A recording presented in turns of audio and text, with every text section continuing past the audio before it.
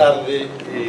Eu non podo deixar de porme aquí olorado cando veño aquí por oír tantas gabanzas da miña persoa. En fin, teño que de vez en cando vir ao Brasil para restaurar o meu ego. Moito obrigado de verdade por contar comigo para moitas cousas e entre outras para este seminario. Está conectado, non? Vou ler o texto porque como así queda máis fiado e ímonos apoiar nas diapositivas. Con certeza, todas as persoas participantes neste primeiro Seminario Internacional de Estudos Lingüísticos galego e portugués. Outro está. No te escribí, Fendelo.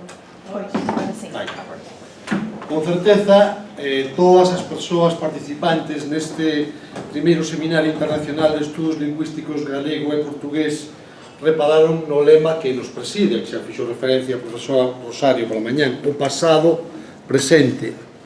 Un lema que inspira o conxunto do seminario e que resulta especialmente acaído a unha das liñas de traballo que se contempla no seminario, que é a historia lingüística, que coa súa compañeira inseparable a lingüística histórica é a que vai ocuparnos nesta palestra.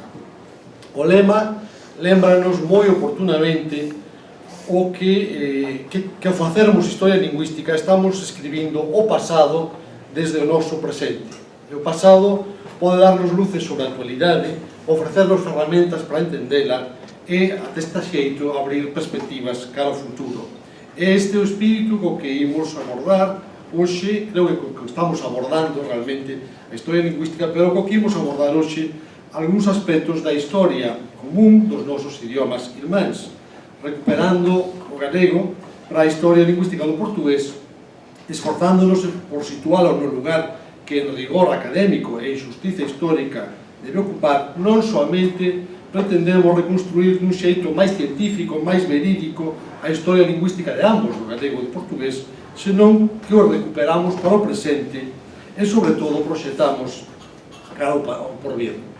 Obrigadísimo, pois, os colegas e as colegas, amigos e amigas que investiron xenerosamente o seu esforzo na organización deste evento, por este evento, pero tamén por todos os tramos de camiño que levamos percorridos nos últimos anos e por abrirnos fraternalmente a porta pola súa valiosísima achega para que o galego sexa máis coñecido e recoñecido no Brasil e en Portugal e en todos os ámbitos onde se crea e se difunde coñecemento sobre a historia da lingua portuguesa.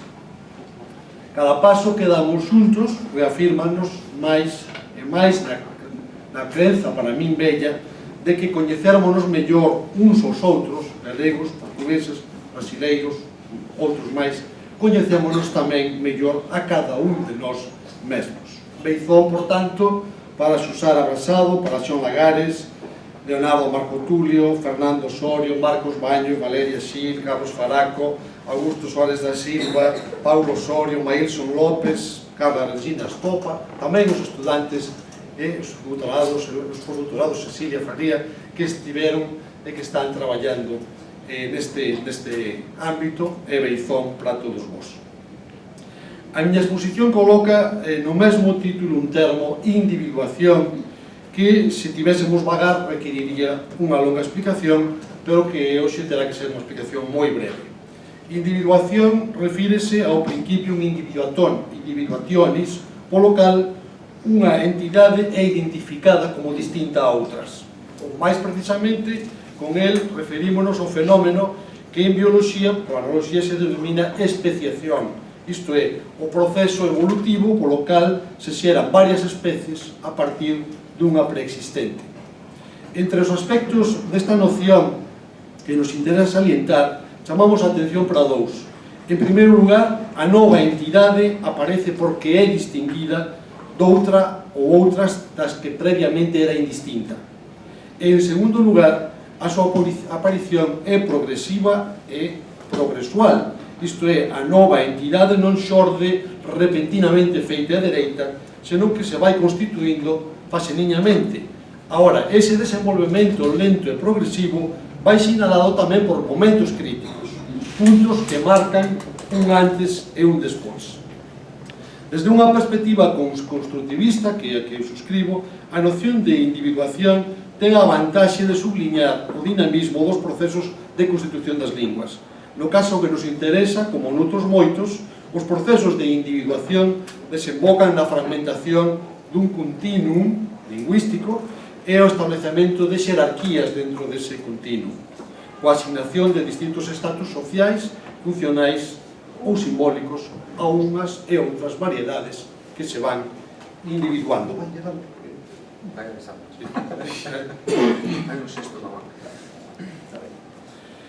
Os modelos de individuación de especies biolóxicas poden ser de utilidade para a historia lingüística, pero non podemos deixar de sinalar unha diferenza crucial entre a especiación biolóxica e a individuación sociolingüística.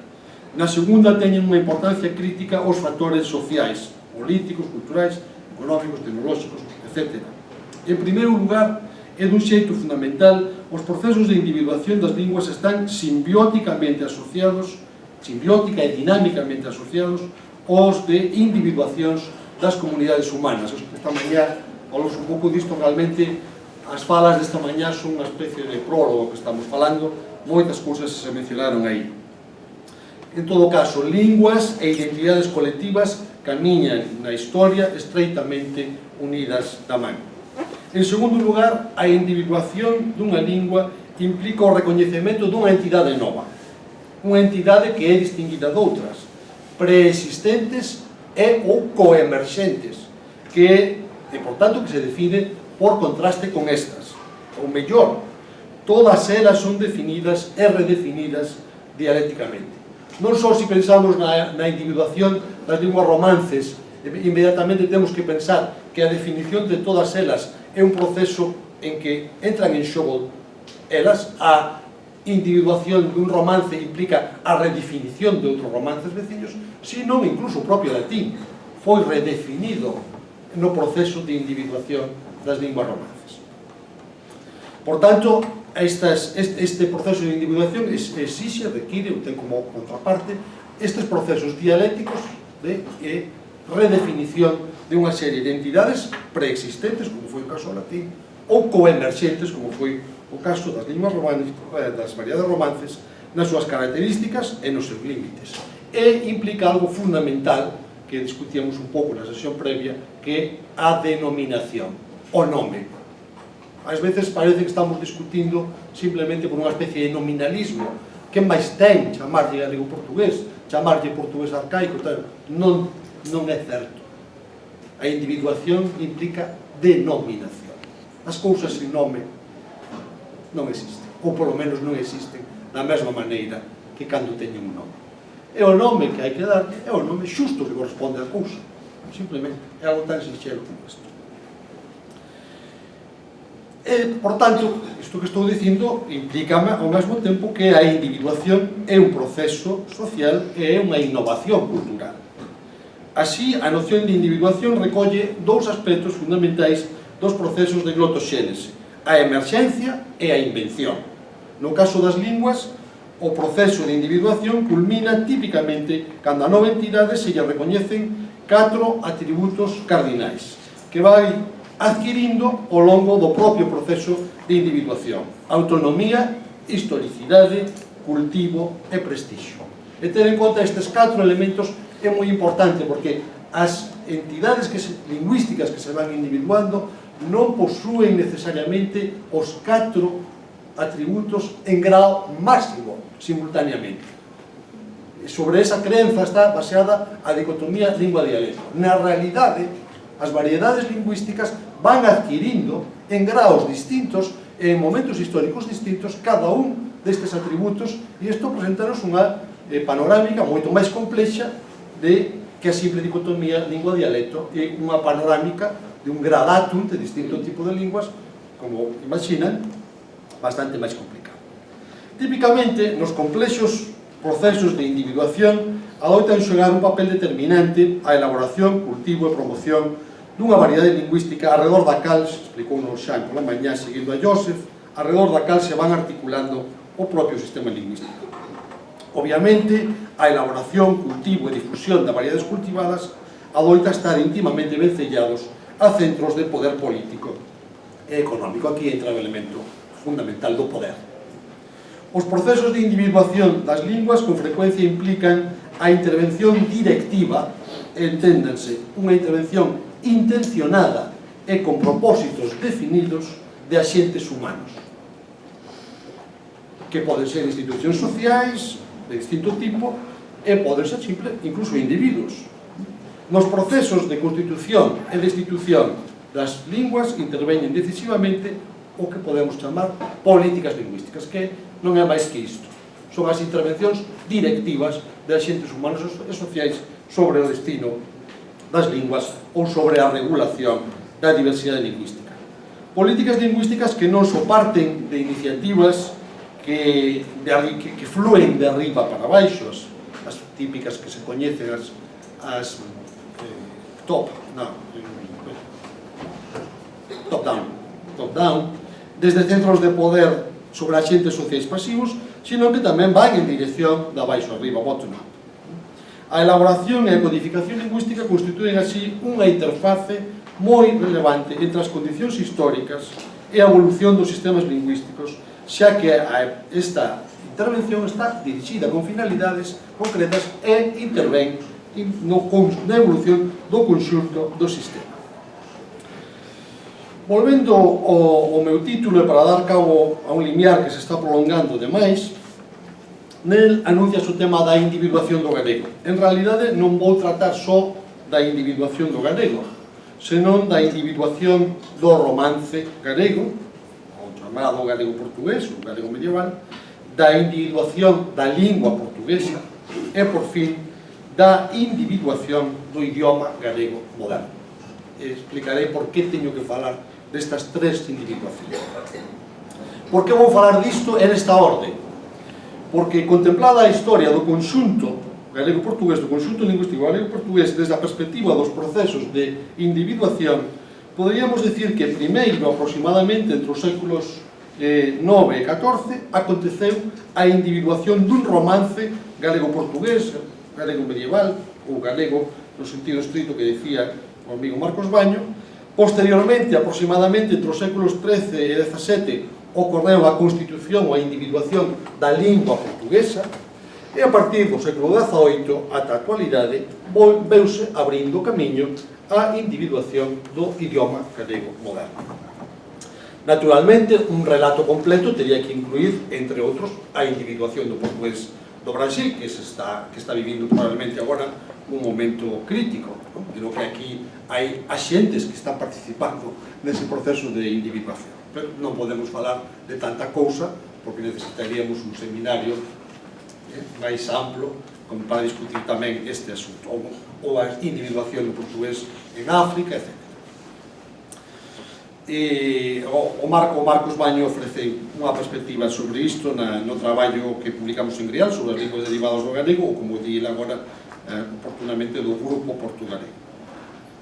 E anoto aquí que cando falou, porque fixamos que falei de romance galego-portugués, de lingua portuguesa, de idioma galego, cando estou utilizando estes termos, nin afirmamos, nin negamos unha determinada categoría nunha clasificación dicotómica de dialecto, lingua, a cada un dos sistemas ou subsistemas lingüísticos considerados. Este é un tema que resulta escasamente interesante para o que estamos tratando. E xa expuxemos noutros lugares que rexeitamos esa clasificación dicotómica e, como principio epistemolóxico, evitamos entrar en clasificacións e debates sobre o que é ou que deixa de ser unha lingua, noción en que se confunden perigosamente aspectos propiamente lingüísticos con posicións ideolóxicas, estrategias políticas e nocións de sentido común que a veces poden estar relacionadas coa prevalencia de ideoloxías nacionalistas. En relación a isto, no presente contributo vou chamar a atención sobre dous aspectos concretos dos procesos de individuación: a relevancia das denominacións, nomear e, en certo sentido, crear, e a importancia da intervención das políticas lingüísticas e, concretamente, a intervención de individuos concretos no deber histórico das linguas, desde Afonso X, a Don Denis, a Duarte Nunes de Lián ou Martín Sarmiento, por ser algúns dos nomes importantes que vou poñer sobre a mesa. A tese central do presente relatorio é que ao longo da nosa historia lingüística se produciron eses tres procesos sucesivos de individuación que citei: o romance galego, ou galego-portugués, lingua portuguesa e o idioma galego moderno. Falamos primeiro, por tanto, da individuación do romance galego ou do galego-portugués.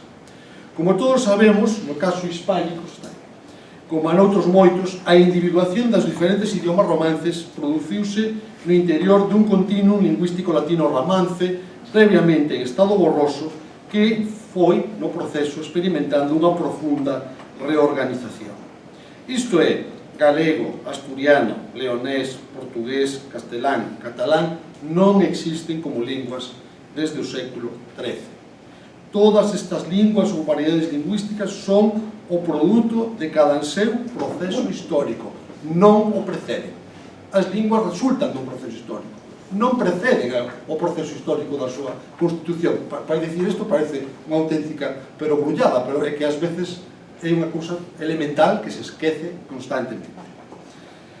Esas entidades naceron como modalidades do romance, isto é, como variedades máis ou menos recoñecidas e recoñecibles dunha entidade maior, nebulosa, que adoitaba se recibir esta denominación romance. Ata os finais do século XVI, portugués e castelán, por exemplo, eran entidades lingüísticas ben definidas fronte ao latín, xa, pero, en cambio, eran consideradas dúas modalidades do español e da lingua vulgar de España. Despois porei un exemplo disto.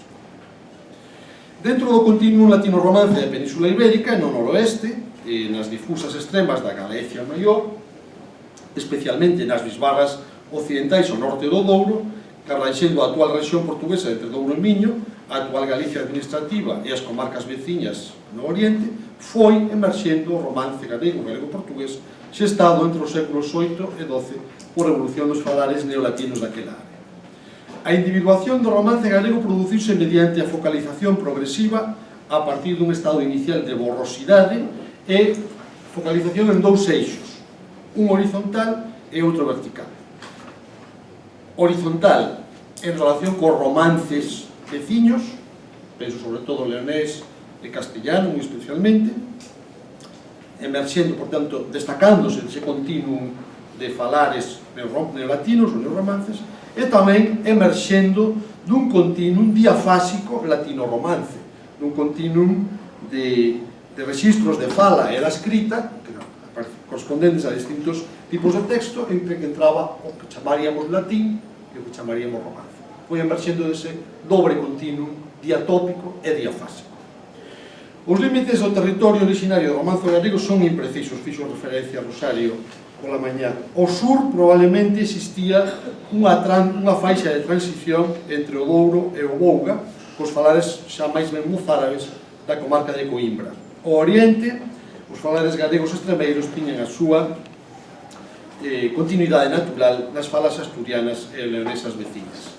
Sería moi interesante perseguir aquí o proceso de focalización da lingua do romance comparando, vendo, man a man, co proceso de focalización do topónimo Galicia, do territorio de Galicia, e tamén do etnónimo galego.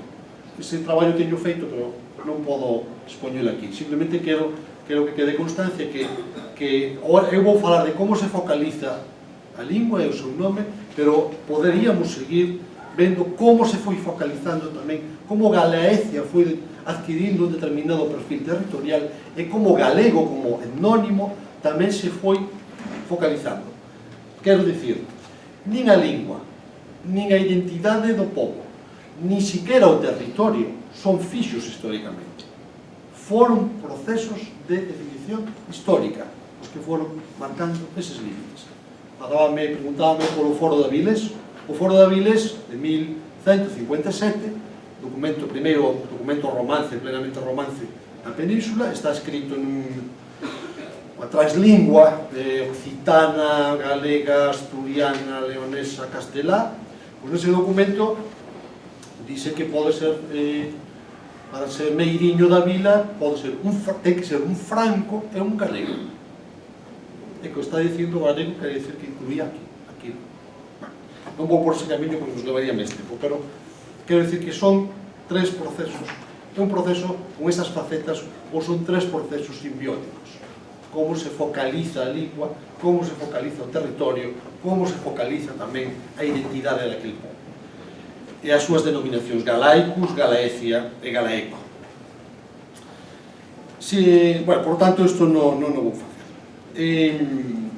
Se tivésemos vagares, poñeríamos aquí polo miúdo como podemos reconstruir o proceso de definición e redefinición do topónimo Galicia, do etnónimo galego desde o século III ao século XIII. Hemos dito moi de pasada que na definición dos territorios de Galicia e Portugal e das identidades étnicas galega e portuguesas foise perfilando moi paseniñamente desde o século IX ata o século XII. Neste século XII temos un primeiro momento crítico, cando o reino de Portugal, que ten unha monarquía propia, marca un fito crítico a partir do cal, por exemplo, xa nunca se falará como etnónimo de galegos para habitantes do sur do Miño, como se podía facer antes. E xa nunca se referirá a Galaecia, incluindo o territorio entre o Miño e o Douro, como sí que podía acontecer antes. Citei antes de pasada a Afonso X Sabio. Velaquí unha das figuras máis relevantes da política lingüística no ámbito peninsular no século XIII. Afonso foi un decidido impulsor da elaboración e do cultivo do castelán, non só porque o converteu no que hoxe chamaríamos lingua oficial da súa chancelaría, senón porque promoveu enérxicamente o seu cultivo e interveu eficazmente na súa codificación e no que hoxe chamaríamos a súa estandarización. Afonso, certamente, orientou ao maior caudal dos seus esforzos notopolíticos ao romance de Castela. Pero tamén, como sabemos, reservou o mellor do seu talento artístico a outro romance, o romance galego. O testemunho máis cabal disto son os espléndidos códices das cantigas de Santa María, que co seu fulgor ensombrecen, pero non apagan o brillo das súas magníficas cancións do propio Afonso, satíricas recollidas nos cancioneiros trovadorescos. Claro está que o romance galego como castelán non foi creado ex nihilo por Afonso Sabio, pero certamente este xogou un papel fundamental na historia de ambos. En realidade, o cultivo dos romances na escrita, un factor fundamental no proceso da súa individuación, comezara bastante máis atrás, máis ben como un conxunto de iniciativas bottom-up, de abaixo arriba, non top-down, non de arriba abaixo, como foi o caso de Afonso. Unha amplia serie de textos de transición entre o latín medieval e o romance temperán, entre aspas, na que a documentación privada dos séculos XI ou XIII testemunhan os esforzos non de grandes centros de poder interesados en promover tal ou cal idioma romance, en concreto, senón de anónimos escribas presionados polas exixencias de individuos comuns que querían entender ben os instrumentos que recollían os seus acordos e vontades. Pero o salto gigantesco desde os documentos híbridos, rascuñados dunha borrosa, confusa e inestable escrita transglósica, latino-romance e interromance, aos privilexios labrados nunha escripta regular, definida e perfectamente identificable, ese salto, digo, non é concebible sen a intervención de personaxes como Afonso X e de centros como o seu escritorio real, centros de poder que atesouraban unha enxente, centros que atesouraban unha enxente acumulación de poder, de riqueza, de saberes e de vontade proxectiva imprescindibles para implementar unha política lingüística de tan longo alcance. A política de Afonso, por outra parte, como ben sabido, de promoción dos romances, era unha política absolutamente consciente, coherente e deliberada e inseparable do seu propio proxecto político, de afianzamento do poder real que se apoiou na burguesía e nos concellos e que se enfrentou dun xeito absolutamente beligerante coa Igrexa e coa nobreza, e que lle custou, por certo, a saúde e o trono nos últimos anos da súa vida.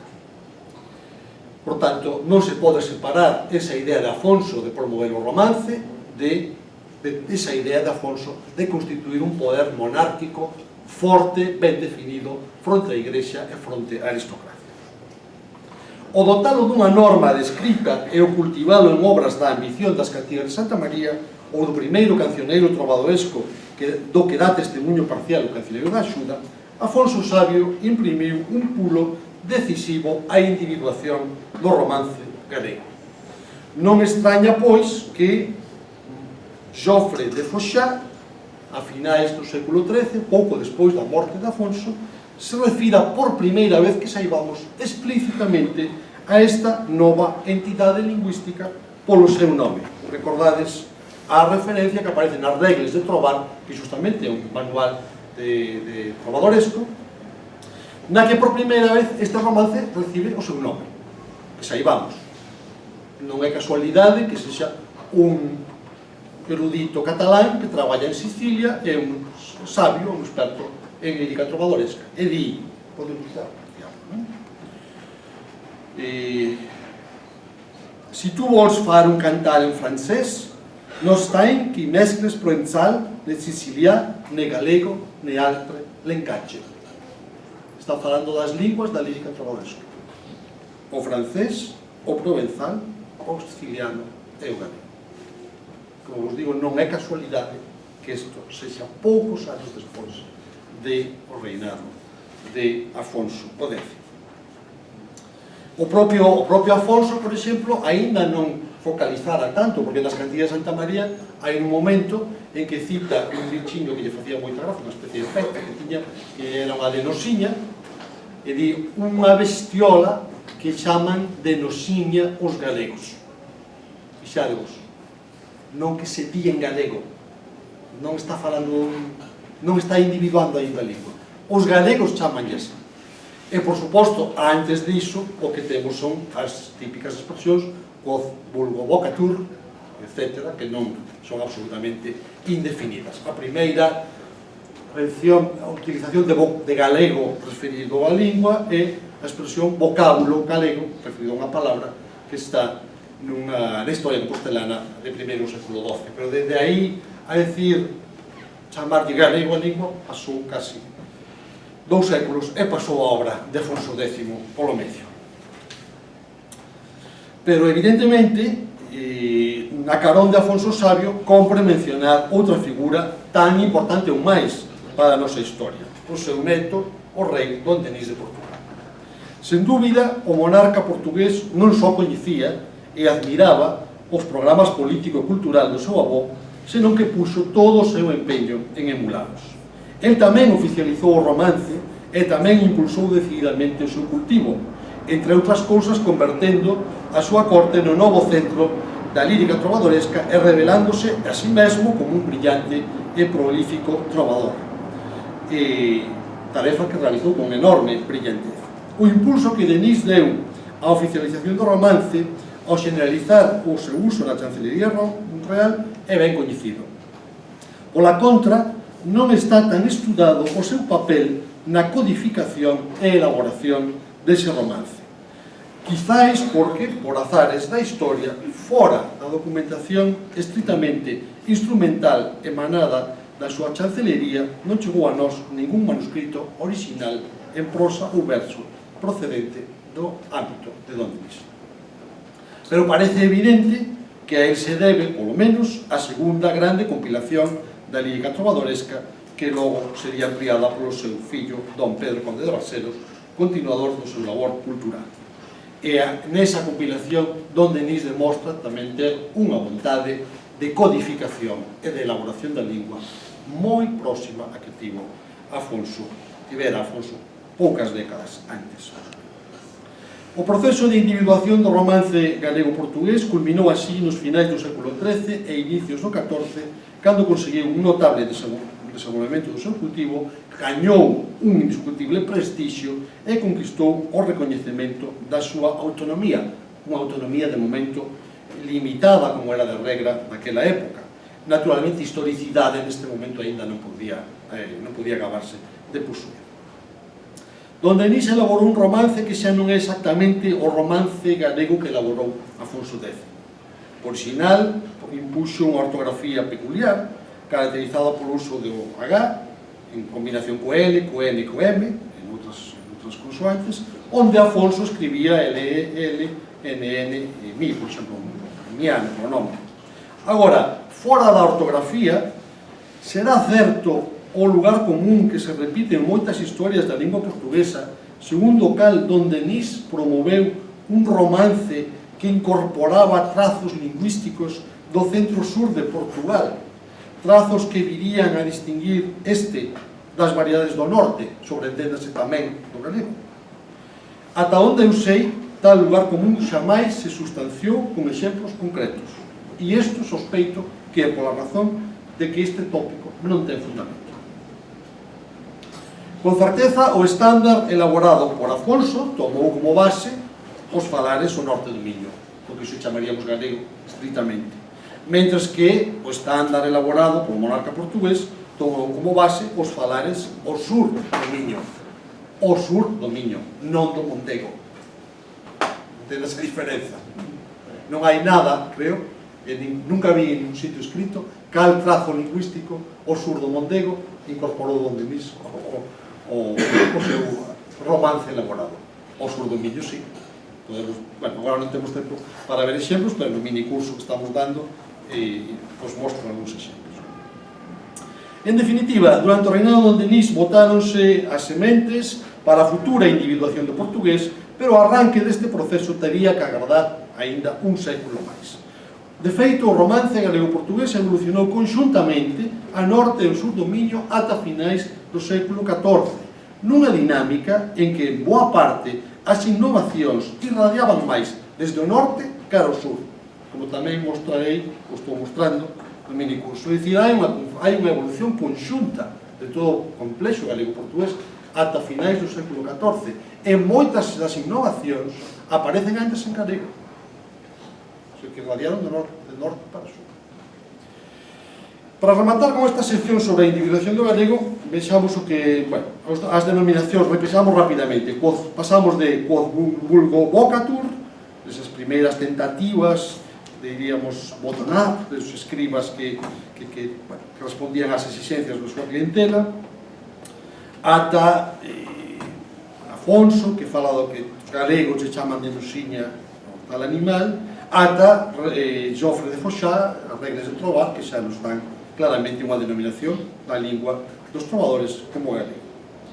Ainda así, durante todo o século XIV, XV e mesmo o XVI, as denominacións máis correntes son romance, romanzo, linguaxe, e ás veces unidas, especificadas por linguaxe de Portugal, romance de Castela, por linguaxe da França, pero moitas veces nin siquiera existen estas especificacións. Despois de que no século XIII o romance atinxise un momento notable, comezou a identificarse, no caso do galego, empezou a plasmarse máis con claridade. Despois do de Foixá, temos xa no libro de los estados, de Don Juan Manuel, 1330, fálase directamente de lenguaje gallego. Esta mesma expresión aparece nos Milagres de Santiago de finais do XIV, que fala do linguaxe en galego. E sigue así a finais do XV, a última denominación medieval, que fala de a nosa linguaxe galega. Fálase da nosa linguaxe galega nun texto compostelano. Ata onde podemos saber, por lo menos a documentación da que podemos dispor, o recoñecemento do portugués foi, como nome, un pouco máis tarde. Fixouse esta mañá o libro dos oficios, de 1430 aproximadamente, creo que é un pouquiño anterior á corte imperial, que sería máis ben de un pouco máis a comezos do século XV, pero non antes dese registro na corte imperial da linguaxe portugués non está individuado aínda o portugués como unha entidade. E fixade buscando acontece. Século XV, primeiros do século XV. Que pasou aquí? Vimos falar agora entón da individuación da lingua portuguesa. Ao longo da segunda metade do XIV, a extinción das dúas ramas da dinastía de Borgoña, a que reinaba en Castela, León, Galicia e Portugal, foron sustituídas polas casas de Trastámara e Avís, respectivamente, e isto muda o contexto político dun xeito radical.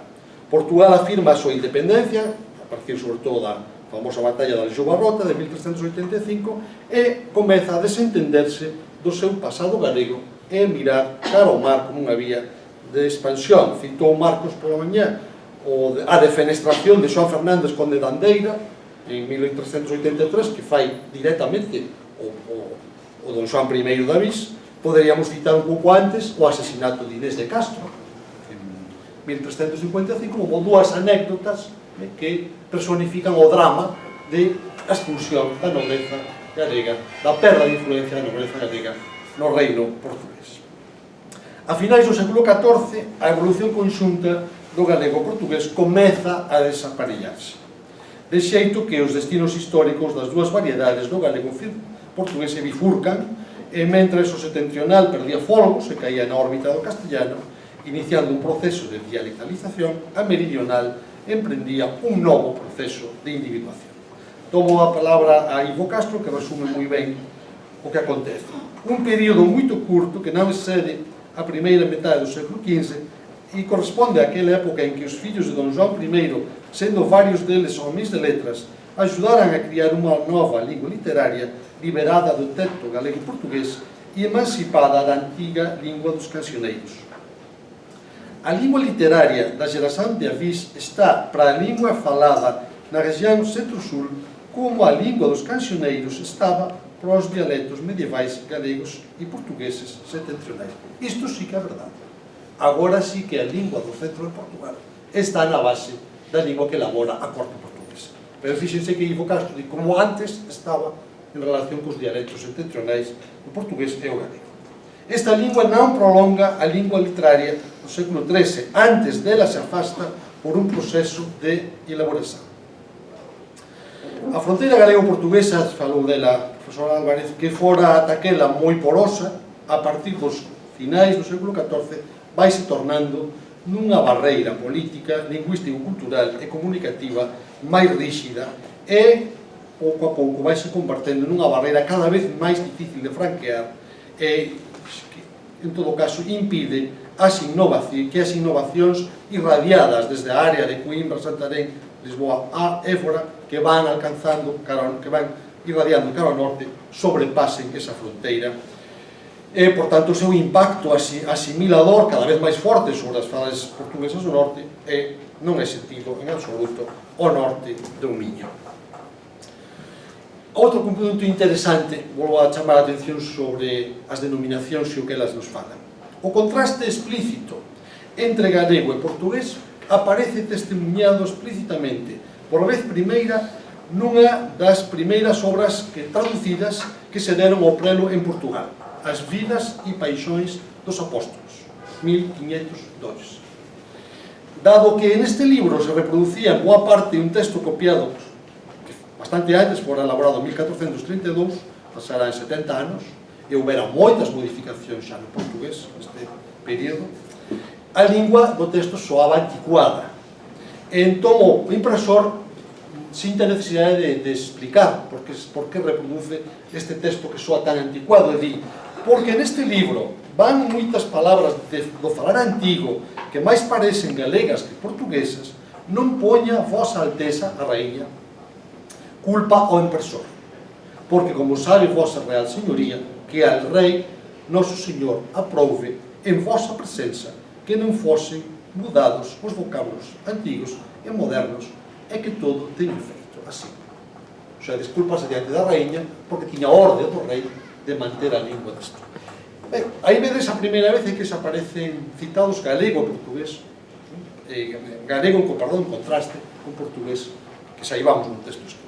Esta afirmación pon de bulto a progresiva sensación de distancia que se percibía en Lisboa entre o portugués e o galego, atribuíndolle a este, ao segundo, un carácter arcaizante. Ben que, neste momento, o carácter arcaizante non minguaba o seu prestixio. O rei consideraba que iso era prestixioso. Por lo menos o monarca pensaba que isto lle daba prestixio. É interesante ver que pasa escasamente 40 anos máis tarde, cando unha das primeiras gramáticas do portugués, a gramática da lingua portuguesa de João de Barros, 1540, trata de a cuestión de como representar na escrita os finais nasais, digamos, os ditongos e finais nasais que foran experimentando unha revolución no século XV e que eran empezando a ser tomados como un dos trazos ben identificadores do portugués. Un trazo indexical, diríamos agora, non? El defendía a escrita con M final porque lle parecía máis achegada ao latín, xa sabedes que Xoán de Barros era moi así, moi latinófilo, non? Entón a explicación que dá é a seguinte: os máis dos nomes que se debían acabar en am, está aí, se escreven a este modo: razón, razóns. E se uso non fose en contrairo, que ten gran forza acerca das cousas, non me parecería mal desterrarmos de nós esta prolaxán e ortografía galega. Os que pouco senten queren remediar o seu desfalecimento escrevendo galegadamente, poendo sempre o final en todas as dições que acaban en am.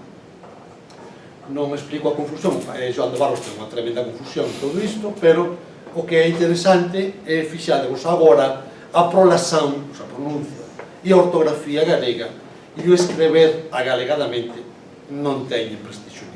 Xoán de Barros está falando con un deixe de desprezo, claramente, cara a esas pronuncias e grafías.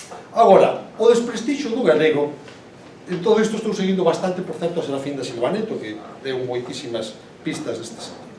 O desprestixio do galego non só vigoraba entre as elites, senón tamén entre o povo común, se aceptamos como testemunho disto a afirmación que na romaxe de Agravados, peza teatral de ambiente popular, Xil Vicente pon na boca dun personaxe: tú tens tudo emburillado, pero a que falar galego, senón claro e despachado?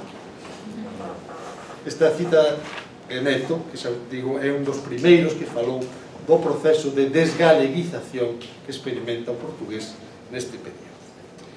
Ao longo do século XVI, a crecente individuación do portugués vai acompañada, pois, da súa progresiva desgaleguización, como préstamo de ilustre Serafín de Silvaneto.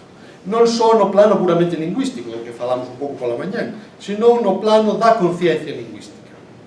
A autonomía e o prestixio do portugués afírmanse contra o vello parente do norte. A marcaxe de distancias con respecto ao galego atinxe un punto crítico, coa que, como recordou Lagares pola mañán, eu chamo declaración simbólica de independencia do portugués en relación co galego. É a célebre, e nunca suficientemente repetida, observación do gramático Duarte Nunes de León na súa orixe da lingua portuguesa, publicada en Lisboa en 1606. Unha observación que é todo un alarde de perspicacia sociolingüística e glotopolítica.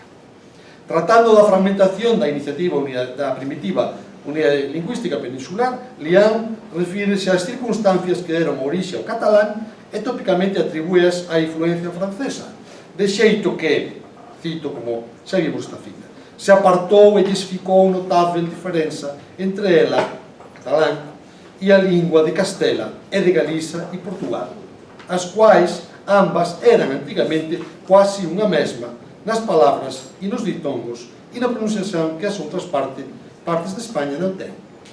Da cual lingua galega, a portuguesa se aventajou tanto quanto na copia e na elegancia dela vemos, o que se causou por en Portugal haber reis e corte, que é a oficina onde os vocábulos se forjan e pulen e onde manan para os outros homens o que nunca houve na Galiza.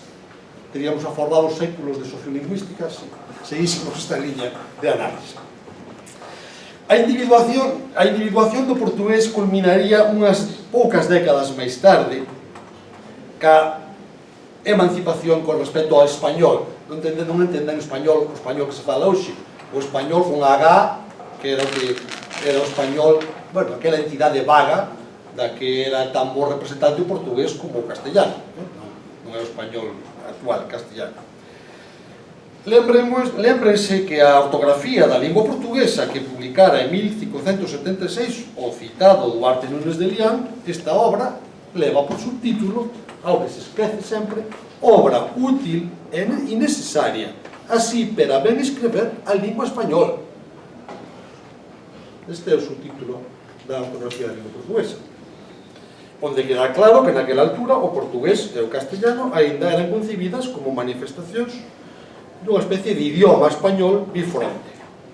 O proceso de independencia portuguesa, que deu cabo da monarquía dual do período filipino e culminou coa sucesión do Reino de Portugal, a Guerra da Restauración de 1640 ao 68, abriu un camiño para a superación definitiva desa concepción e a afirmación do portugués, plena afirmación do portugués como lingua feita e dereita.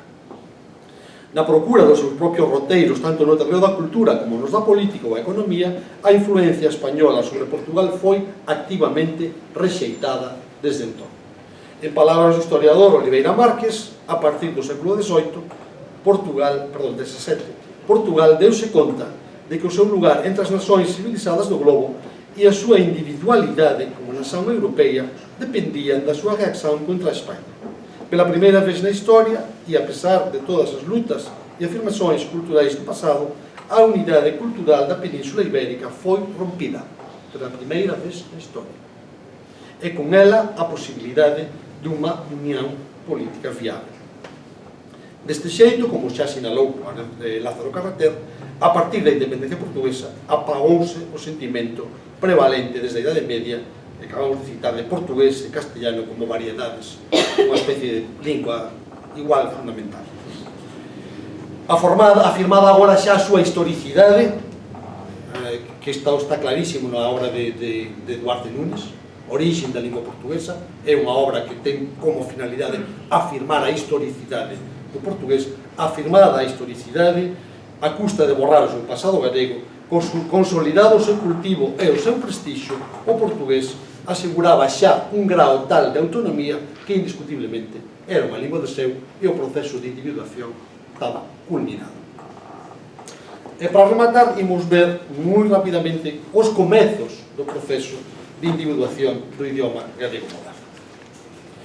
A noso parecer, creo que se hai unha idea medio original do que estou dicindo, esta sería esta, ao noso parecer, ao meu parecer, a individuación definitiva do portugués foi un factor necesario, aínda que non suficiente, para que se creasen as condicións de posibilidade de individuación do galego. Vexamos, a Guerra da Restauración abriu unha fenda fonda e perdurable entre Galicia e Portugal, entre outras razóns porque a fronteira miñota foi teatro de accións bélicas e a partir daquela converteuse nunha área fortemente fortificada. É ben ilustrativo o testemunho dun texto da época, o entremés famoso sobre a pesca do río Miño, tamén subtitulado Contenda dos labradores de Calderas. Esta peza dramática é un documento de gran interese por moitos conceptos, pero aquí interesa-nos salientar o seu valor como testemunho do estadio de conciencia lingüística galega, e galega obra, autor galego, en relación co portugués no último terzo do século XVII. A breve peza consiste basicamente en parlamentos alternos, en monólogo ou diálogo, dun labrador galego e dun fidalgo portugués, ambos os dous ribeiráns do Miño. O que se significa é o enfrontamento non só verbal, porque hai paus, entre as poboacións de ambas as ribeiras do Miño. O litixio refírese a un asunto moi concreto, local, dereitos de pesca, tanto puramente local, pero non deixa de ser significativo que esa obra se escribe xustamente despois da Guerra de Independencia de Portugal. Na peza dáse por suposta a mutua comprensión dos miñotos dunha e outra beira do río, expresándose cada un na súa fala. Pero o autor, Gabriel Feixóo de Araúxo, mostra cuidado en caracterizar os respectivos falares mediante trazos de distinto tipo, incluídos trazos gráficos. En definitiva, o entremés constitúe unha excelente ilustración de dous feitos interconectados. A nivel popular, as identidades colectivas galega e portuguesa estaban perfiladas unha fronte a outra, mesmo para as xentes da fronteira. E, ademais, a estas identidades se asociaban modalidades lingüísticas específicas.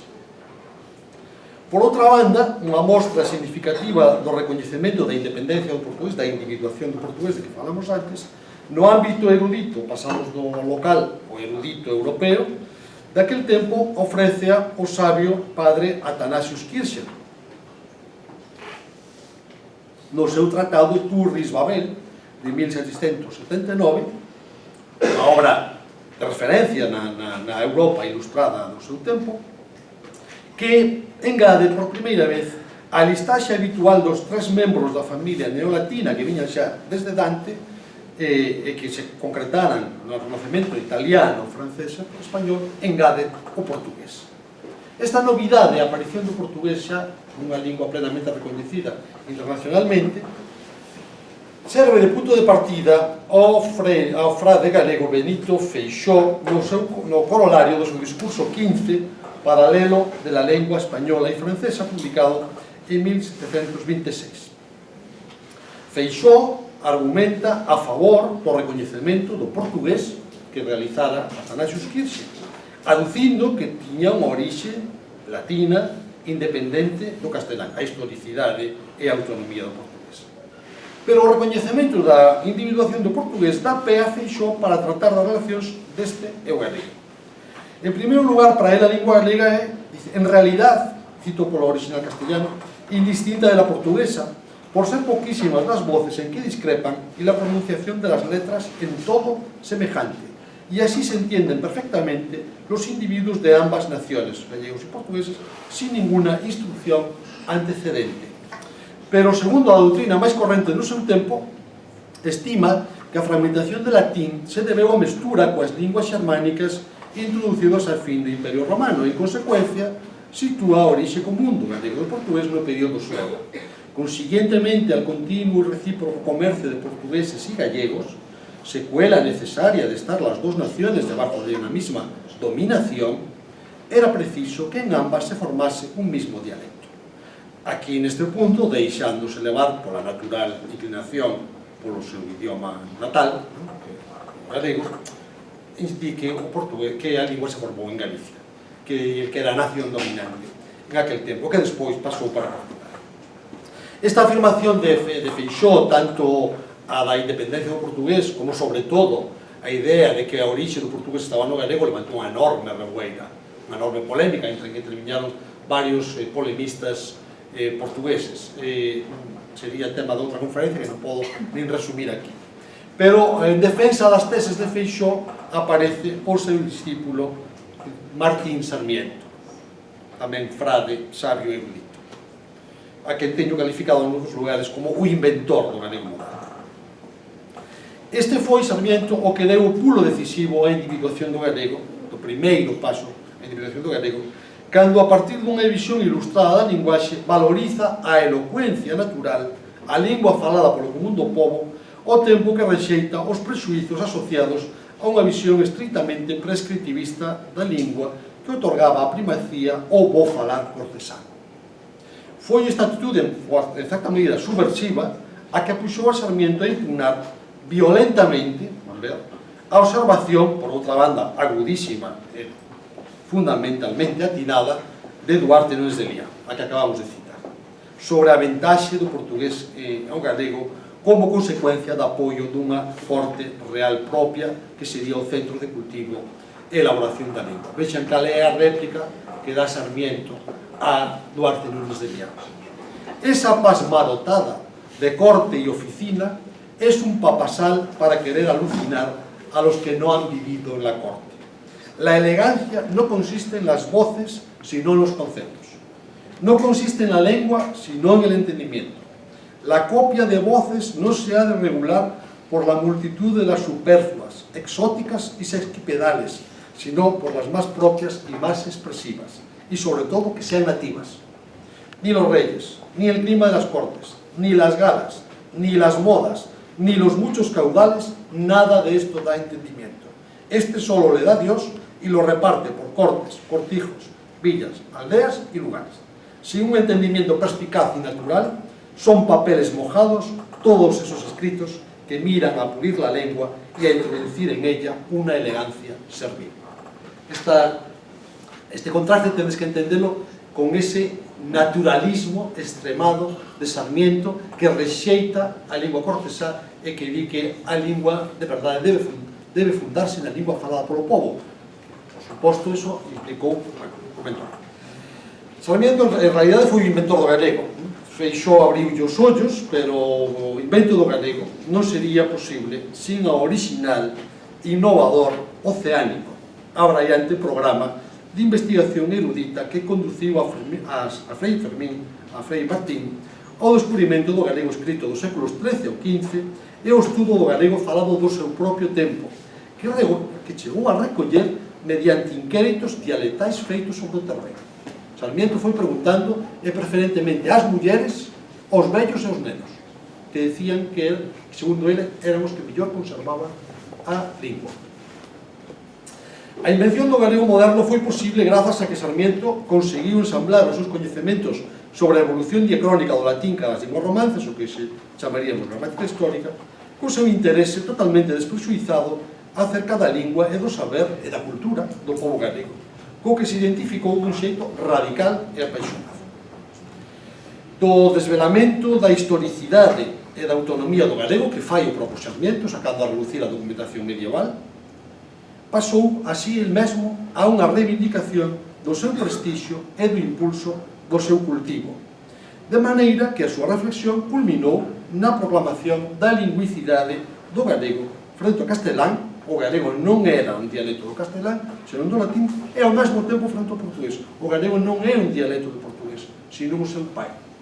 Volve a comentar a Duarte Núñez de Lián desta maneira, que coñecía moi ben a obra de Duarte Núñez de Lián. Fala maravillas da obra, estou citando partes polémicas, Duarte Núñez de Lián, un portugués, escribió un compendio das crónicas portuguesas, una geografía de Portugal, otro de ortografía portuguesa y otro con este título, Origen da lingua portuguesa. Este título es parecido al que tendría un libro disparatado, Origen de la lengua andaluza, y en la cual no se hiciese mención de que era derivada del idioma castellano. Origen de la lengua portuguesa, sin mencionar que es derivada del dialecto gallego, es una fábula, una quimera y un desvarío. Os seus puntos de vista, finalmente, abocaron a elaborar un programa reivindicativo de dignificación, de promoción, de fixación, de cultivo do galego, e inaugurábase así un longo proceso histórico de desenvolvemento de políticas lingüísticas de abaixo, arriba, bottom-up, ou dito outro xeito de políticas lingüísticas contrahexemónicas. A individuación do galego moderno iníciase coa reivindicación da súa autonomía fronte ao castelán, que o arrastraba cara a dialectalización, pero tamén coa afirmación da súa historicidade fronte ao portugués, que o dotaba dun prestixio. Desa mesma historicidade que hoxe nos ocupamos e que, tal como Sarmiento, fai que proxetemos o pasado no presente e o presente no porto. Así que así sexa, moito obrigado por a vosa.